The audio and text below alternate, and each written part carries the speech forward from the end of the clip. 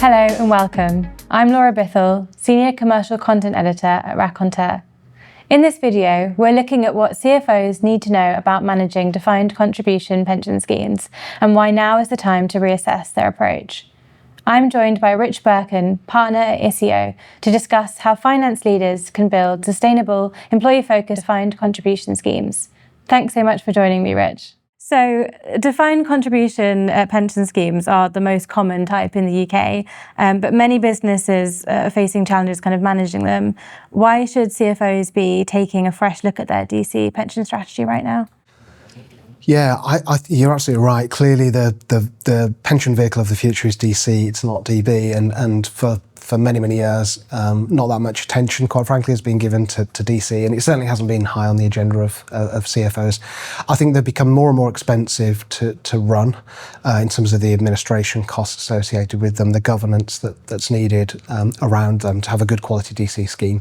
Clearly, contribution levels are at a certain level because of auto enrolment since 2012. So, and we would imagine, of course, there will be changes to that. Auto enrolment 2.0, whenever that comes, will increase contribution levels further. So I think costs generally are increasing. Recruitment, I think, just having a really good quality, it's probably not going to be DB, it's going to be DC for new recruits. So having a good quality pension scheme with some flexibility maybe around that and some choice for members as well, I think is important. So it's about recruitment. Retention and succession, I think, are also higher on the agenda for CFOs. And DC can play a really big part in that, or not, So I think the adequacy of the pension savings, the contributions that go in, how they grow, and what comes out the other end in the form of retirement and decumulation, I think for the first time, really started to hit some CFOs' agendas. Yeah, and in terms of sort of managing those schemes, does sort of defined benefit schemes having surplus in them, is that relevant to DC schemes? In many cases it is, yeah. It hasn't been historically, but with much better funded DB vehicles out there now, there's an opportunity potentially to utilise that surplus for the purposes of DC. So where there's a hybrid vehicle where there's DC and DB in the same scheme, then that can be done. It depends on trust-in rules, etc. But there's an opportunity there. And in fact, we've got clients that have had separate DB and DC schemes, and they've brought DC back into the DB trust, as it were, to create a hybrid scheme for that very reason, to utilise those surplus funds that are coming down to help with running costs, contributions, whatever it might be. Yeah, you touched on kind of rising cost pressures earlier. What are those can you tell me a bit more specifically about those that are affecting direct contribution schemes and how that kind of impacts decision making? Yeah, I think, separate to that, of course, we've had national insurance contributions come along and an increase. I think in terms of the day-to-day running of defined contribution schemes, the administration of those has really improved and picked up.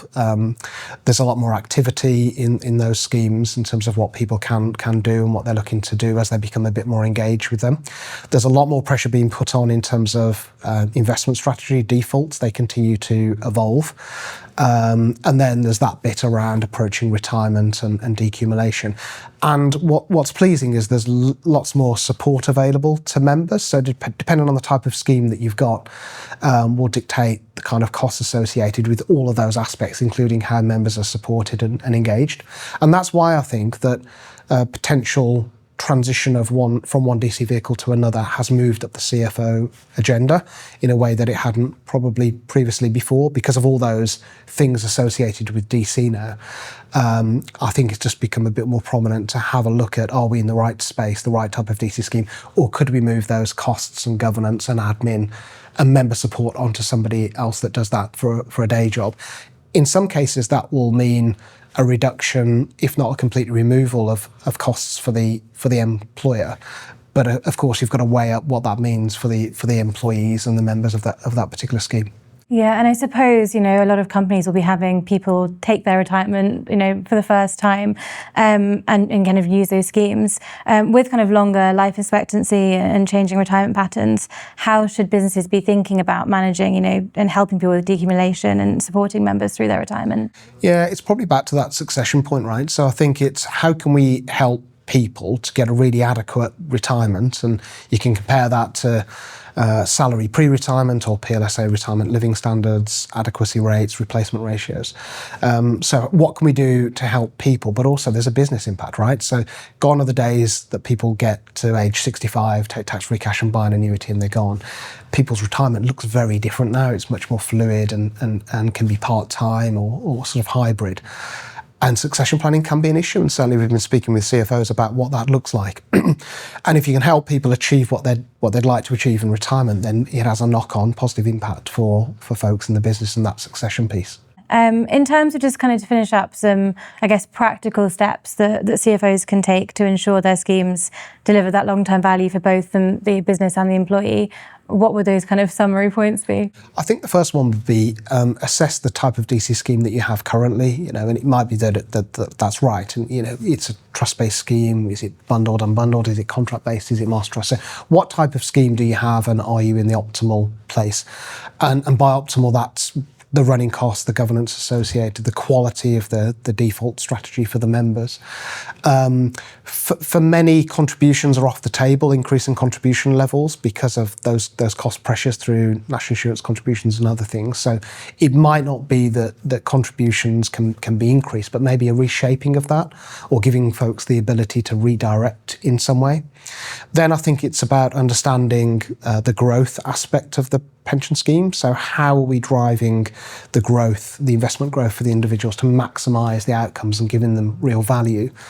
And then I think definitely a focus on the at-retirement bit, the decumulation stage. So how are we helping people maximise the income that they get from the pot that builds up? And of course, overriding all of that is the support mechanism, the engagement, the well-being piece that we've spoken about, how we support people at different points in their career to make the right decisions, because it's really complicated, particularly that retirement stage when there's all these different choices available.